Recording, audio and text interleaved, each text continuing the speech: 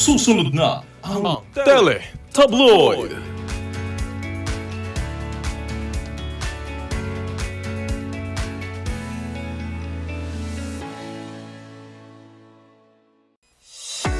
Good news mga kaabante, dahil ang inyong number 1 tabloid, di lang radyo, TV pa. Mapapanood ang Abante sa Sky Cable Channel 85, Converge, TCL Smart TV, Blast TV, Samsung TV Plus, at mapapakinggan rin kami sa DWAR 1494 Abante Radio.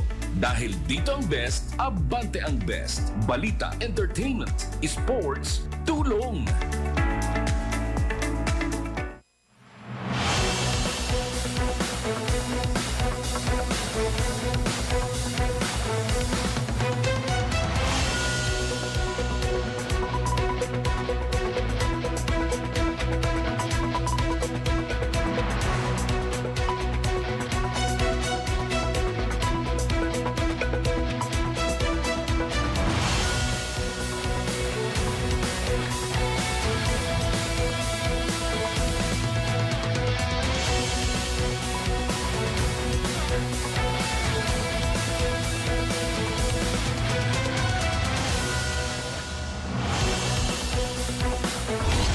Tutukan natin ng mabilis ang ulo ng mga balita dito sa Teletabloid.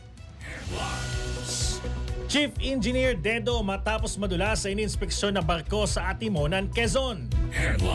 Sanggol na ibinenta online ng menor de edad na ina nasa gitna ng pulisya. Dalawang kelot arestado matapos maispatan na nandukot ng wallet sa BGC. Bagger timbog sa pagnenok ng kondom sa mall. Sa balitang abroad, Bebo Todas matapos barilin ng IC officer sa Estados Unidos. Sa balitang showbiz, Wally Bayola at bagong kinakasama pinutakte ng pambabatikos sa social media. Magandang araw Pilipinas, ako ang inyong kaabante Jigo Postrero para sa Teletabloid. Ako naman ang inyong kaabante Aimee Sebastian at samahan niyo kami para tutukan ang mga umaabanteng balita dito sa Teletabloid. Diretso na tayo agad sa mga detalye. Itinaas na ng Metro Manila Disaster Risk Reduction and Management Council ang Red Alert status sa buong Metro Manila bilang paghahanda sa Translasyon 2026. Epektibo ito mula pa kaninang alas 8 ng umaga ngayong araw hanggang alas 8 ng umaga naman ng January 10. Sa ilalim naman ng alert status, naka-activate ang mga response clusters ng iba't ibang ahensya tulad ng OCD, NCR, NCRPO at DOH, DSWD, MMDA pati na ang lahat ng local DRRM offices. Layunin nito na masiguro ang maayos na koordinasyon at mabilis na pagtugon para sa kaligtasan at seguridad ng publiko sa panahon ng prosesyon. Sa kaugnay na balita, pinakikilos ni Pangulong Bongbong Marcos ang mga kinauukulang ahensya ng pamahalaan na siguraduhing payapa, maayos at ligtas ang darausin na translasyon ng Poong Jesus Nazareno bukas, January 9. Bukod dito, pinatitiyak din ng Pangulo ang seguridad ng milyong-milyong deboto na lalahok sa kapistahan bukas. Ayon kay Palace Press Officer Undersecretary Claire Castro, may malinaw na direktiba ang Pangulo sa Department of Interior and Local Government o DILG, pati na rin sa Philippine National Police o PNP na manatiling nakaalerto at handa hanggang sa matapos ang kapistahan. Sa ulat ng PNP, higit sa 18,000 police and uniform personnel ang ide-deploy sa mga pangunahing ruta ng translasyon upang bantayan ang kaayusan at kaligtasan ng publiko. Bilang dagdag pa na seguridad, ipinatutupad ang no-fly zone sa mga lugar ng prosesyon at cellphone signal jamming upang maiwasan ang banta sa seguridad. At para sa mga kaganapan sa translasyon ng Poong Nazareno, tututok bukas ang Translasyon 2026 Abante Special Coverage.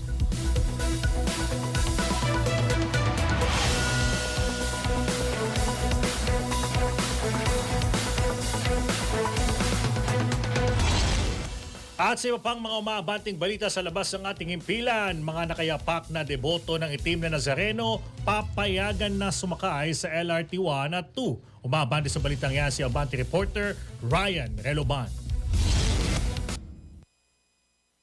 Gigo, hindi pa rin magbabago ngayong taon ng ipatutupad na patakaran para sa mga deboto ng Poong Jesus Nazareno na sasakay sa mga tren ng LRT 1 at LRT Line 2 bukas, January 9, 2026. Kung saan papayagan muli ang mga debotong nakayapak o walang sapin sa paa na makasakay sa nasabing tren. Sa abiso ng Light Rail Manila Corporation or LRMC para sa LRT1, ang Carriedo Station ang malapit sa Quiapo Church kung saan oras-oras ang misa, habang ang United Nation or UN Station ang malapit sa Quirino Grandstand kung saan gaganapin ang unang misa bago magsimula ang prosesyon bukas ng umaga.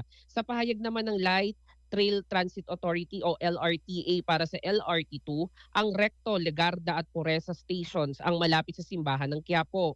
Regular hours pa rin naman ang operasyon ng LRT1 kung saan ang unang biyahe ay magsisimula ng alas 4 ng madaling araw.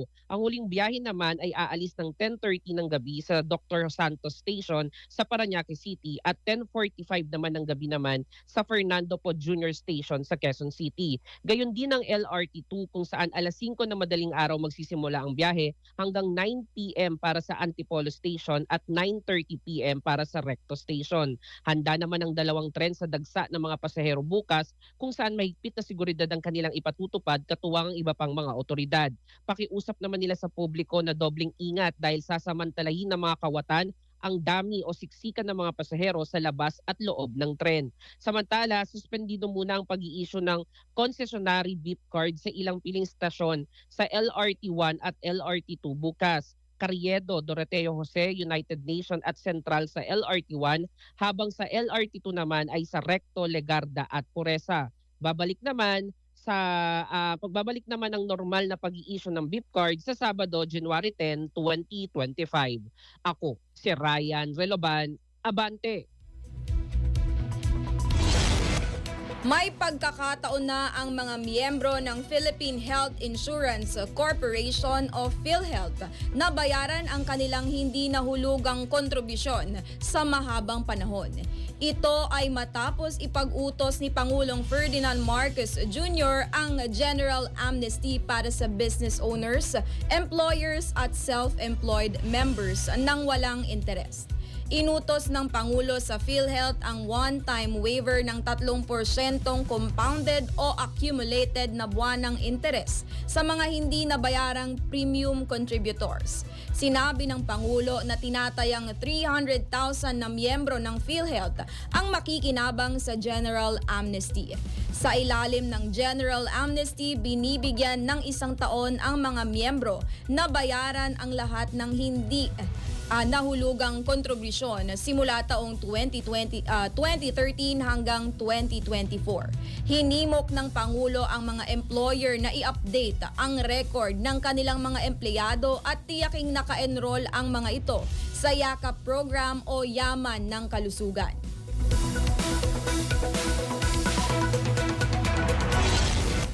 At sa mga balita naman sa labas ng ating himpilan, Senado, bantay sarado ang paggastos sa 2026 budget. Umaabante sa balitang yan si Abante reporter Dexter Ganibe. Suportado ni Senator Erwin Tulfo ang isinusulong na pagbuo ng Congressional Oversight Committee para mabantayan ang 2026 budget. Sa kapihan sa Senado, sinabi ni Tulfo na hindi na dapat maulit ang ginawang pagwawaldas sa budget noong nakarang taon at maggamit ng tama ang budget ngayong 2026. Git ni Tulfo, hindi lang dapat makontento sa report ng mga kalihim o mga direktor ng mga ahensya na nagpatupad ng proyekto. Kailangan na niya ng random na inspeksyon ng Congressional Oversight Committee sa mga infra project ngayong taon. Kung paano mabubuo ang nasabing komite, pinauubayan na ni Tulfo sa mga chairman ng Senate Committee on Finance at sa House Appropriations Committee at sa Senate President at House Speaker. Ako, si Dexter Ganibe, Abante! Mariing pinabulaanan ng abogada ng yumaong dating DPWH Undersecretary na si Maria Catalina Cabral ang kumakalat na chismis na umano'y espesyal na relasyon nito kay Benguet Representative Eric Yap sa panayam sa programang Agenda sa Billionaire News Channel. Iginiit ni Attorney May Divina Garcia na pawang haka-haka lamang ang issue at wala itong kahit anong basehan. Aniya, hindi kailanman naging sangkot si Cabral sa pag-aproba o pagpapatupad ng mga proyekto ng DPWH. Ayon pa kay Divina Gracia, wala umanong naipapakitang kahit katiting na ebidensya na magpapatunay sa sinasabing relasyon. Dagdag niya, mali at mapanira ang pag-uugnay kay Cabral sa issue ng proyektong batay lamang sa chismis. Binigyang diin ng kampo ni Cabral na hindi dapat gawing batayan ang walang patunay na usap-usapan lalo na kung nakakasira ito sa pangalan ng mga sangkot.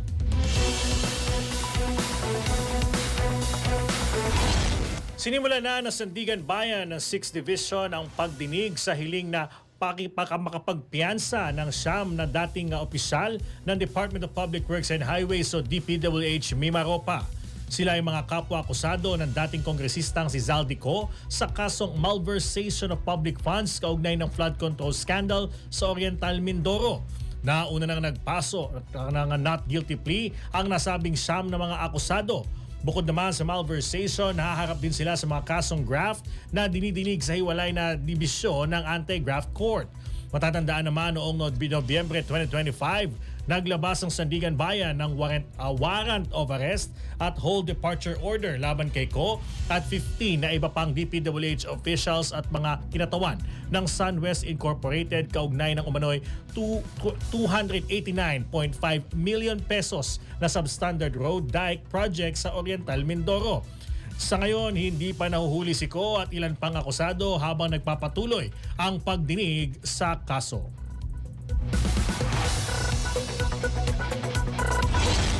Malacanang kinontra ang pananaw ng mga kritiko na wala ng silbi ang ICI. Umaabante sa balita si Abante reporter Eileen Taliping. Hindi humina at lalong hindi nawala ng saysay ang Independent Commission for Infrastructure kahit nagbitiw ang dalawang commissioners nito. Ito ang sagot ng Malacanang sa pahayag ng mga kritiko na naging lame duck na ang ICI dahil nag-iisa na lamang si Chairman Andres Reyes na nag-iimbestiga sa flood control scam. Ayon kay Palace Press Officer Atty. Claire Castro, wala siyang nakikitang kahinaan ng ICI kahit nagbitiw na sina Commissioners Rogelio Singson at Rosana Fajardo dahil tuloy-tuloy ang pagsasampa ng kaso laban sa mga nagnakaw sa kaban ng bayan. Tumanggi namang magkomento ni Castro sa naging pahayag ni Senadora Amy Marcos na pagsapit ng January 15 ay mayroon ng mga makakasuhan umanong mga senador at mga kongresista sa ombudsman. Sinabi ni Castro na nasa ombudsman ang mga rekomendasyon at ebidensya ng ICI kaya ang ombudsman ang mag-aanunsyo kung may mga bagong madadagdag sa mga makakasuhan sa flood control scam. Magandaan niyang balita kung may mga bagong makakasuhan upang mapanagot ang mga opisyal ng gobyerno at mga individual na nagsamantala sa pera ng taong bayan. Ako si Eileen Taliping. Abante. Maraming salamat ka, Abante Eileen Taliping. Punta naman tayo sa iba pang mga balita. Arestado na ng pulisya ang dalawang kelot na sangkot sa viral na insidente ng pandurukot sa Bonifacio Global City o BGC sa Taguig. Ayon naman sa Taguig City Police Station, ang dalawang lalaking naaresto sa Barangay Fort Bonifacio noong January 7 dahil sa iligal na sugal at droga ay siya ring mga lalaking nakita sa kumalat na pickpocketing video online. Naaresto ang mga sospek ng mga pulis mula sa Substation 1 habang nagsasagawa ng regular na pagroronda sa lugar. Nahuli umano ang dalawa habang naglalaro ang mga ito ng Caracruz. Nang kapkapan, nakuha sa kanila ang dalawang pakete ng hinihinalang tobats na may kabuang timbang na halos 3 gramo. Inihahanda na ngayon ang mga kasong isasampa laban sa dalawang sospek. Samantala, kaugnay naman ang viral na video ng pandurukot na nakipag-ugnayan na ang biktima sa Taguig Police at nakikipagtulungan na siya sa mga investigador upang formal na maisampa ang kasong pagnanakaw laban sa mga sospek.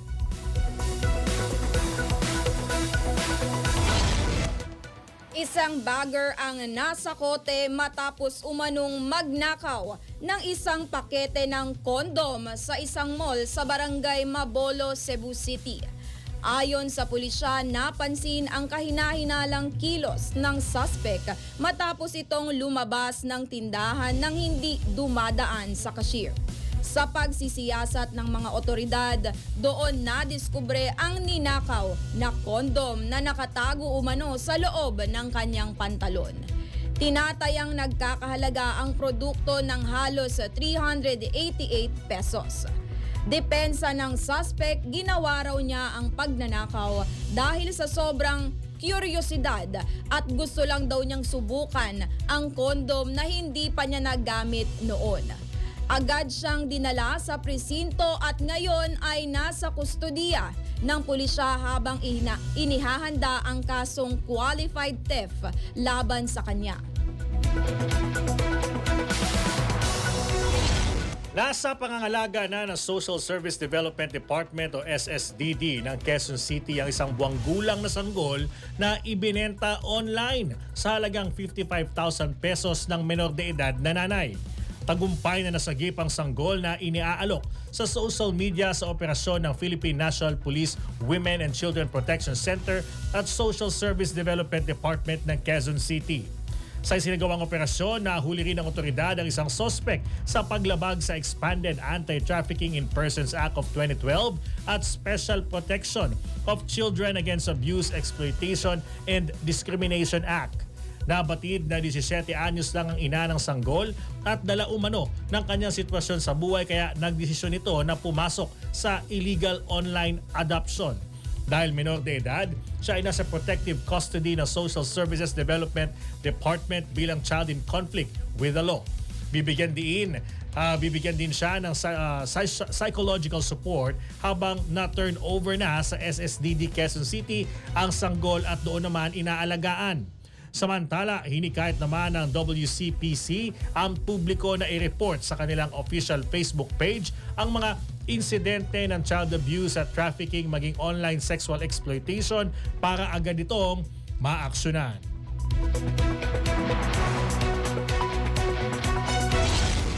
Pinag-iingat ng Department of Health o DOH ang mga Pinoy na babiyahe sa mga lugar na may mga kaso ng superflu.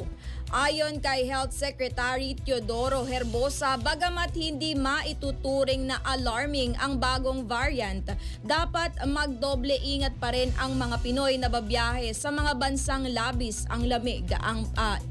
na malamig ang panahon, gaya ng UK at mga bansa sa North America.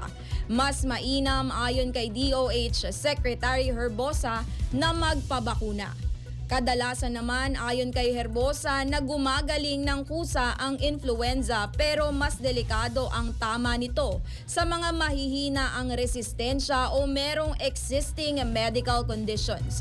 Nananatili namang super flu-free ang Pilipinas dahil pawang nakarecover na ang 17 kaso nito na naitala sa Metro Manila noong July hanggang August 2025.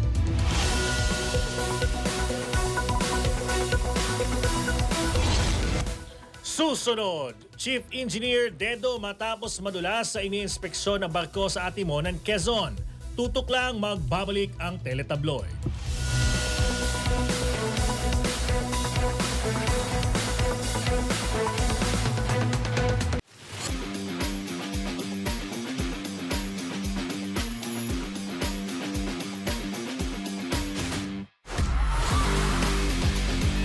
Tayo mga Pilipino, sports-minded. May mga atleta tayong tumatak at patuloy na gumagawa ng pangalan sa mundo. Manny Pacquiao, Carlos Yulo, Alex Ciala, bukod pa ang talaga namang pakitang gilas ng mga basketballista, volleyball players at iba pang atleta ng bansa. Assist, rebound, foul at spike. Ilan lang yan sa mga hit na salita sa mga balitang sports. Hayaan niyong dalhin namin kayo sa mundo ng pampalakasan. Dito lamang sa Sports Now. Ako si Zeus Valdez. Sports Now. Lunes hanggang Biyernes, alas 7:30 hanggang alas 8:30 ng gabi. Abante ang best. Una sa balita, entertainment, sports, tulong.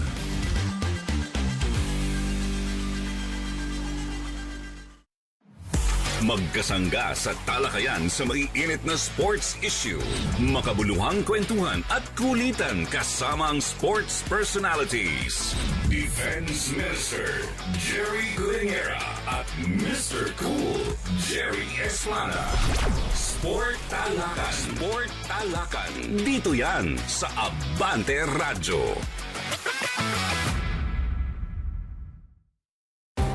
Tumutok at makiisa sa Abante.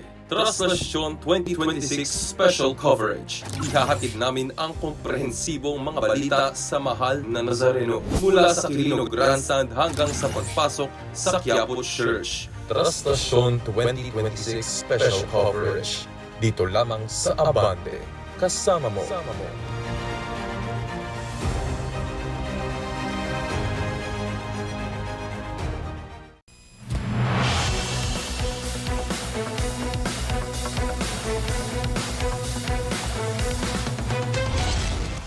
Panibagong pagguho ng lava dome ang namataan ng Philippine Institute of Volcanology and Seismology of PHIVOLCS sa tuktok ng Bulkang Mayon.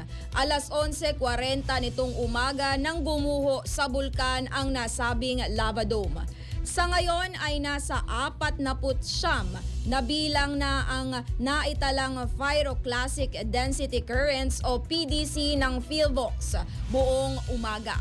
Ang PDC ay binubuo ng mainit na hangin, abo, bato at gas na dumadaloy pababa sa gilid ng bulkan.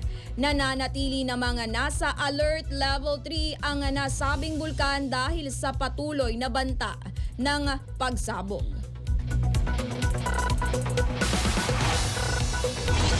Sa kaugnay na balita, may halo ng amoy abo at asupre ang hangin sa paligid ng Bulkang Mayon dahil sa patuloy na alburuto nito. Kinumpirma naman ng Philippine Institute of Volcanology and Seismology of PHIVOLCS na ang ash cloud na umabot ng 1,000 meters kaninang 6:51 ng umaga ay napunta sa direksyon ng west-northwest. Ayon sa mga residente ng Legazpi City, Ligao City, Bakakay, Kamalig at Anislag sa Daraga Albay ay may manipis na abo silang nakita sa kanilang gamit, mga tanim at maging sa mga kalsada. Kaugnay nito, nag-abiso na ang Department of Health Bicol kung paano aalagaan ang sarili kontra ashfall. Kasama dito ang pananatili sa loob ng bahay, gumamit ng face mask, magpa-check up kung malala ang epekto ng pagkakalanghap ng abo, lalo na kung may allergy, panatilihing malusog ang katawan at linisin ang paligid na naulanan ng abo. Kung walang face mask, gumamit ng basang tela bilang pantakip sa ilong at muka.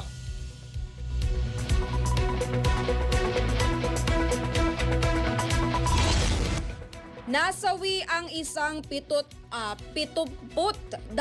taong gulang na chief engineer matapos madulas at magtamo ng malubhang pinsala sa ulo. Ito ay habang nagsasagawa ng inspeksyon sa isang barko sa Atimonan Port, Barangay Zone 1, Atimonan, Quezon nitong Miyerkules.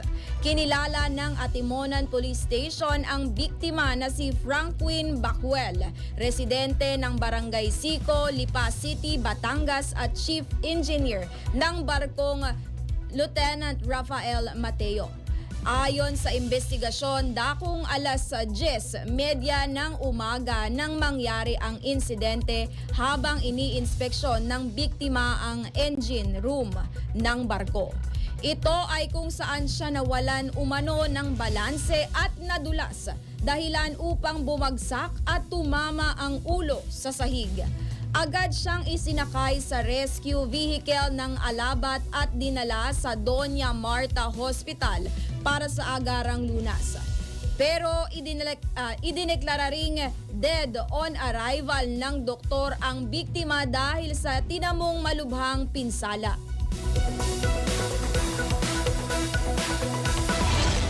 Sa ating balitang abroad, nasawi sa isang pamamaril ang 37 taong gulang na babae matapos takasan ng checkpoint ng Immigration Customs Enforcement o ICE sa Estados Unidos.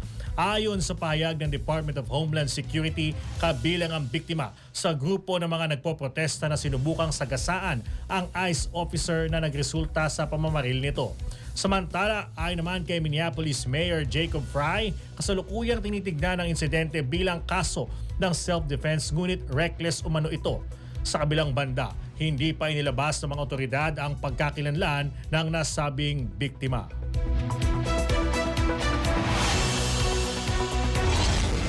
Ikinagulat ng mga netizens ang viral na social media post kung saan makikitang magkasama ang komedyanteng si Wally Bayola at bagong kinakasama nitong si EB Babe Yosh, pati ang mga anak nito.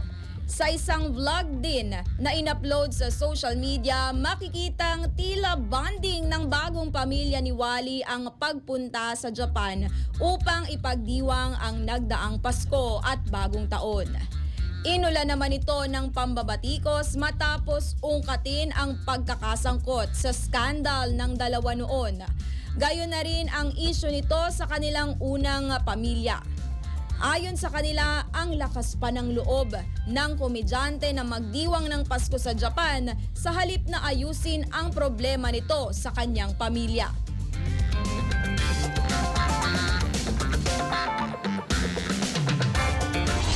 Para naman sa ating sports balita, Jeron Teng rumesbak sa Game 2 kontra Ginebra.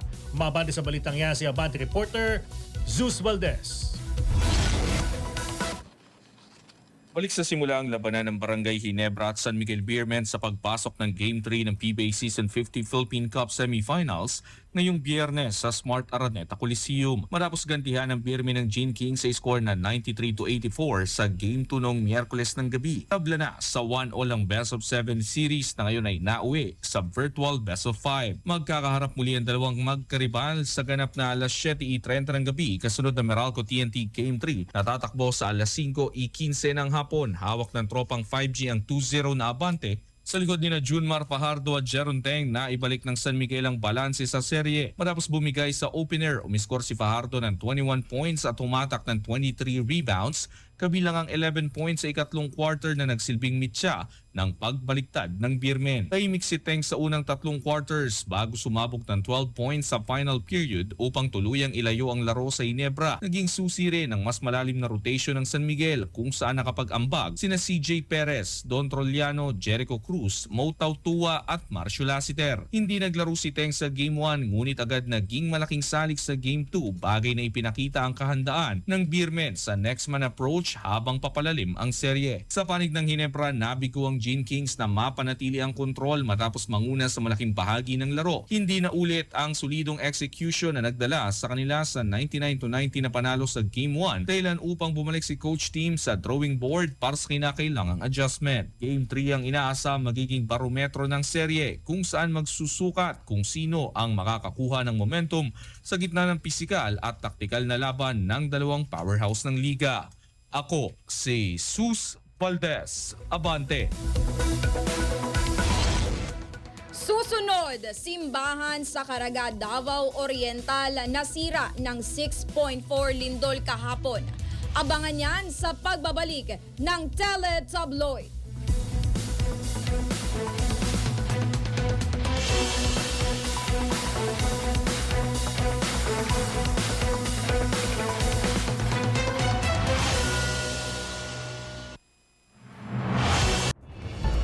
Isang oras ng talakayan at impormasyon para sa masa. Ito ang Kong Radio. Kong Radio, ang programang tumatalakay sa mga isyong pambayan, mga panukalang batas at serbisyo para sa mamamayan. Kong Radio, kasama ang batikang mamamahayag na si Mavic Trinidad. Kong Radio. Kong Radio, mula sa mga isyu sa Kongreso hanggang sa mga kwento ng tagumpay ng mga Pilipino. Lahat ng yan sa Kong Radio. Tutok na, magkomento, magtanong, makiisa dahil ang boses ng masa may puwang sa Kongreso. Kong Radio, makinig at manood tuwing Sabado alas 9 hanggang alas 10 ng umaga. Dito lang sa Abante.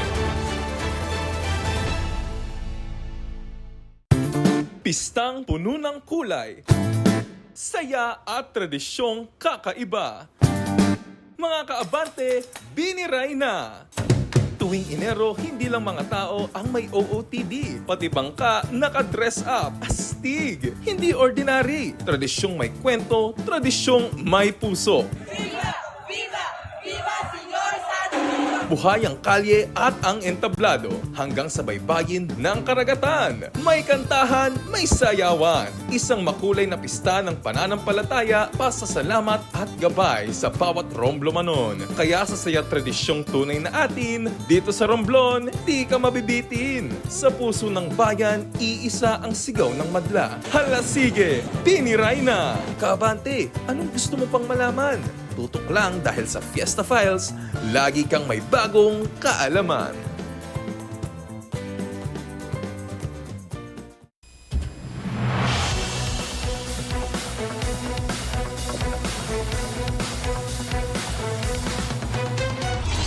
At kayo nakatutok pa rin sa Teletabloid. Ako pa rin po ang inyong kaabante, Jigo Postolero. Kasama rin natin si kaabante Aimee Sebastian. Alamin muna natin ang lagay ng panahon mula sa Pag-asa Weather Forecasting Center. Makakausap natin si Pag-asa Weather Specialist John Manalo. John? Magandang hapon po at ganoon din sa ating mga taga-subaybay. Patuloy pa rin na nakaka-apekto sa atin yung shear line. Ito yung nagdadala ng maulap na kalangitan at may kataasan ng tsansa ng mga pagulan dito sa Bicol Region, Rizal, Laguna, Quezon, Oriental Mindoro, Marinduque, Palawan at Northern Samar. Samantala, patuloy naman yung epekto ng hanging amihan sa malaking bahagi ng Luzon at nagdadala rin naman ito ng mga kaulapan na posible magdulot ng mga light rains, mga pag-ambon dito sa Cordillera Administrative Region, Cagayan Valley at Aurora. Dito sa Metro Manila at sa natitirang bahagi ng ating bansa, yung mga hindi natin binanggit, ay mas mababa yung tsansa ng mga pagulan. Bukas sa translasyon dito sa Metro Manila dahil sa paghinaan, dahil sa mga sunod na araw, sa hihina ng bahagya itong amihan, kaya naman yung shear line ay mag-shift paakyat. From Bicol Region ay ang maapektuhan na ay yung Quezon, yung Calabarzon. So, ibig sabihin yan, dito sa Metro Manila ay mas tataas yung tsansa ng mga pagulan. Pero hindi naman necessarily 100% na uulan talaga, pero yung chance niya ay madadagdagan. At wala naman tayong binabantayan na low pressure area o bagyo sa loob ng Philippine Area of Responsibility. Wala na rin tayong weather advisory o babala sa malalakas na ulan, pero nakataas yung gale warning natin dito sa coastal area ng Ilocos Norte at yung northern coastal area ng Ilocos Sur. At yan po yung ating update mula sa DOST Pag-asa. Maraming salamat, John Manalo mula sa Pag-asa Weather Forecasting Center.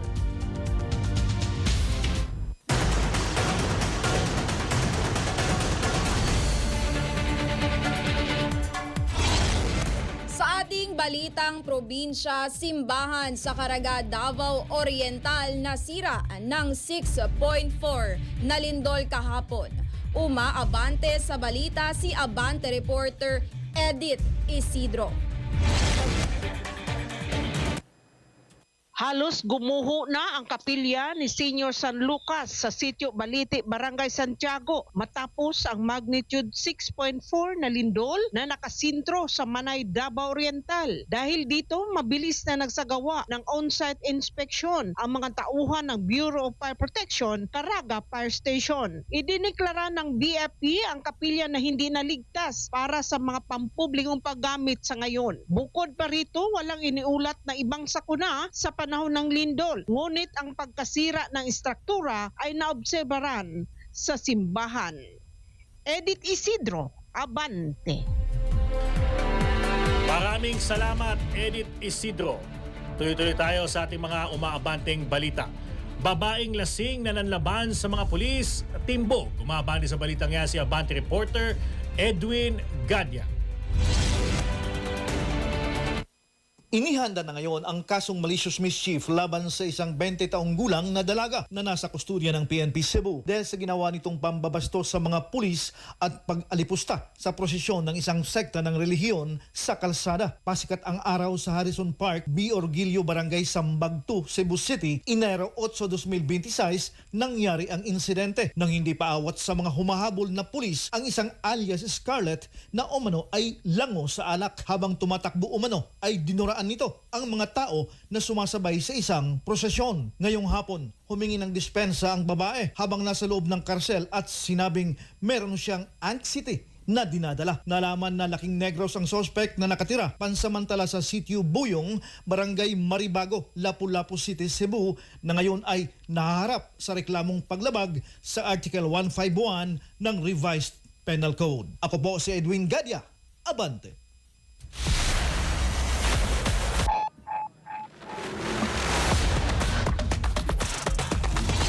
At para naman sa ating Sapulsa Camp, tumaas ang tensyon sa pagitan ng isang bebot at matandang lalaki matapos pagtalunan sa isang Facebook Live ang upuan sa loob ng tren. Ayon sa kumuha ng video, umalis ito sa pagkakaupo para ilaan sa bata ang kanyang pwesto nang biglang umusog ang matanda. Pinaurong pa ito ng babae ngunit bigla itong nagalit at siya'y pinagmumura. Makikita rin sa nasabing video ang katabing pasahero na umaawat sa bangayan ng dalawa. Dagdag pa ng uploader sa isang comment, pinagbantaan umano ito ng matanda at sinabing makakatikim pa raw ito sa kanya. Samantala, nahati naman sa dalawang panig at inulan ng batikos ang eksenang ito.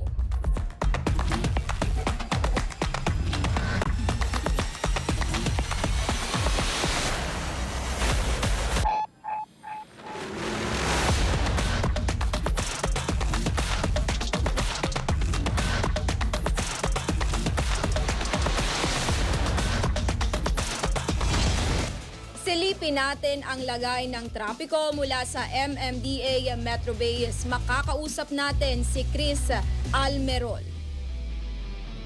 Chris? Yes, ma'am. Magandang gabi at sa inyong mga tagapakinig at narito po lagay ang ating mga pangunahing lansangan sa mga oras nito. So, ibayin po natin itong kabaan ng EDSA. Magsimula po tayo dito sa may EDSA Rojas Boulevard kung saan ay maluwag pa naman po patungo dyan sa may Cuneta Avenue. Subalit paglagpas po niyan ay mabilis na daloy ng masakyan patungo naman dito sa may Top Rotonda. Paglagpas po ng Top Rotonda ay light traffic pa naman na madaranasan nating lagay ng trapiko. Subalit pagsapit po dito sa may Arnaiz Avenue patungo dyan sa may McKinley ay may kabigatan na po ang daloy ng mga sakyan dyan. Paglagpas naman po niyan ay mabilis pa yung Buendia patungo naman dito sa may Kalayaan. At dito naman po sa may EDSA Guadalupe, nagsisimula po muling maramdaman ng pagbigat ng mga sakyan. Dire-diretso na po yan hanggang makarating tayo rito sa may EDSA Guadix o yung sa paanan po ng EDSA Ortigas Flyover. Paglagpas po niyan ay maluwag pa naman yung Ortigas Flyover patungo dyan, or may kabigatan na rin po yung Ortigas Flyover patungo rito sa White Plains. May bagyang gap po yan yung patungo dyan sa may Camp Aguinaldo. Subalit dito sa may Camp Aguinaldo Gate 5, muli po mararamdaman ang mabagal na daloy ng mga sakyan. Dire-diretso na po yan hanggang dito sa may Main Avenue. Light to moderate traffic naman patungong Pitwason Underpass. Subalit pagsapit po dito sa may EDSA Aurora Underpass at at Service Road ng EDSA Farmers ay makakaranas po tayo ng mabagal na daloy ng mga sasakyan. Light to moderate traffic naman paglagpas niyan hanggang dyan sa may Kamuning. Subalit pagsapit po dito sa may NEPA Q-Mart Service Road, may bagyang pagbagal po dyan. At yung flyover naman natin ay nanatiling maluwag pa hanggang dyan sa Timog. Subalit yung pagbaba po niyan, yung Timog flyover, dire-diretso na po yan hanggang Quezon Avenue ay mabagal ang daloy ng mga sakyan. Ganon din po, yung patungo dyan sa may North Avenue, mabagal din po yan.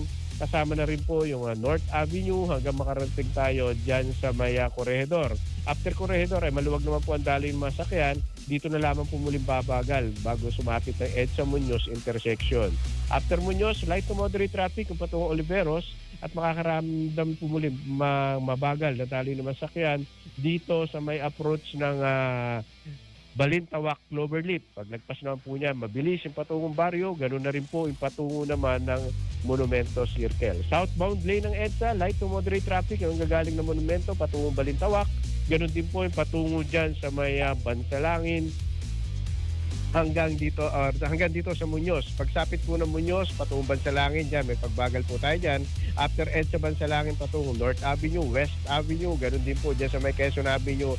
Main artery ay maluwag po ang daloy ng mga sakyan. May bahagyang pagbagal lamang po rito sa may EDSA Quezon Avenue approach intersection. Subalit paglagpas po niyan ay mabilis po yung daloy ng mga sakyan patungo dito sa may Scout Borromeo. Ganon din po yung paakyat ng EDSA Kamuning Flyover. At dito naman po sa may NEPA Q-Mart o yung after Kamuning Flyover patungong Aurora Boulevard, nakakaranas po tayo ng mabagal na daloy ng mga sasakyan dyan. At dito naman po, pagsapit dito sa may EDSA Annapolis, mabagal din po ang daloy ng mga sasakyan patungo dyan sa may EDSA Connecticut.